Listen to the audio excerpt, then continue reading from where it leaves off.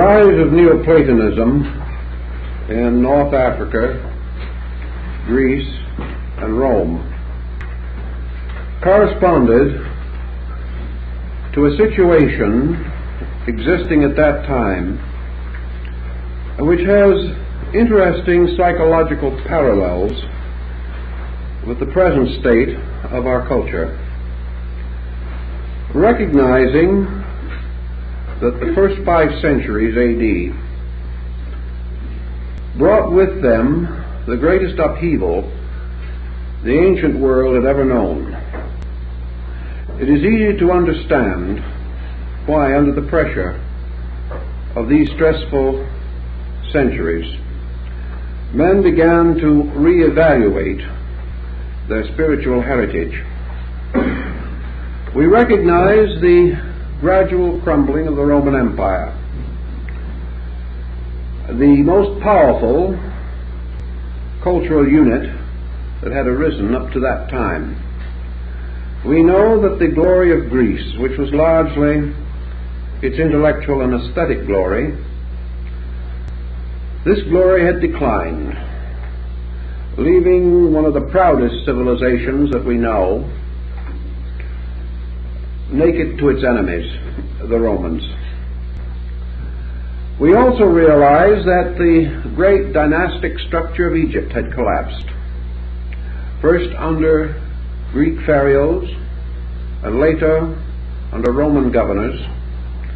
Egypt had lost its leadership in the religious and scientific worlds where it had long been preeminent.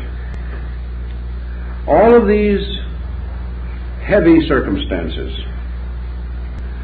made it inevitable that the average human being should find himself confused, broken away from his old footings and foundations, apparently deserted by his gods, a prey to the selfishness and barbarism of his contemporaries, and with very little refuge against the tremendous storm that was rising in the Mediterranean area.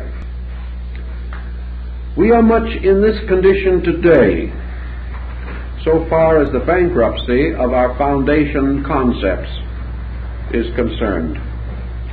Today, the average person is drifting, whether he realizes it or not, into a rather dangerous skepticism, a skepticism which he seeks to sustain with scientific concepts. Actually, this skepticism, passing generally for a kindly humanism, is attempting to give us certain substitutes for an essential culture.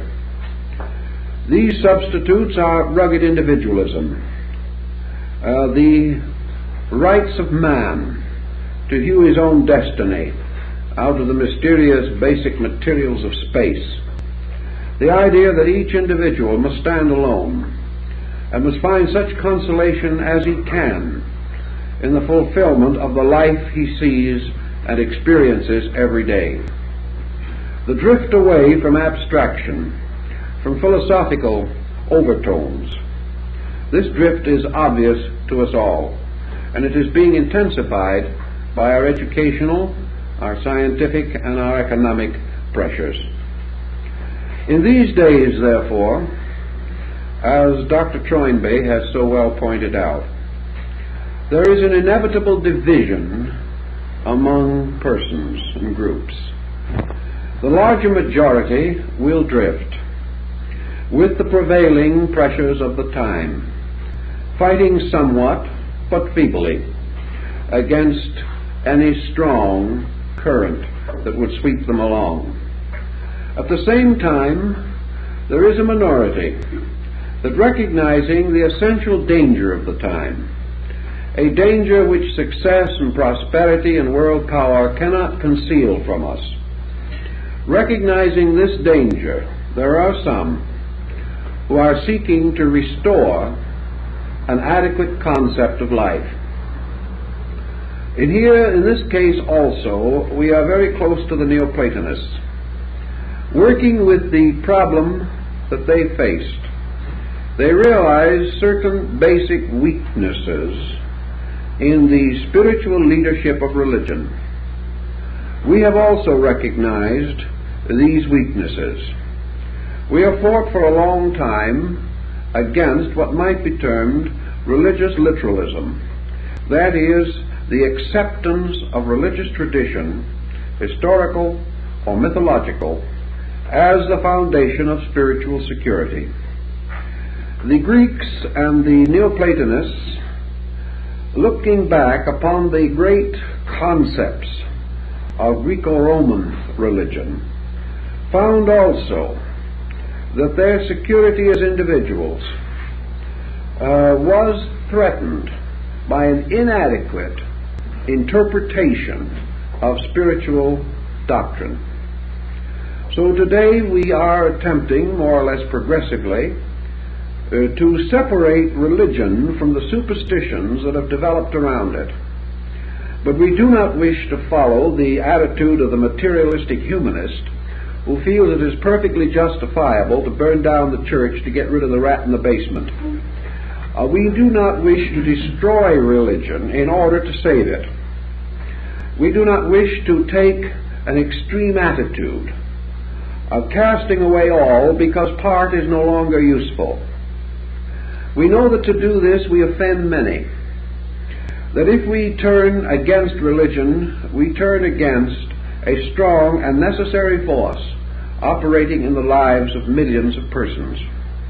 We also realize, whether we like to admit it or not, that we have no ethical substitute, nothing to take the place of religion if we attempt to overthrow its influence. The Neoplatonists felt the same. They realized that their problem was not to destroy religion.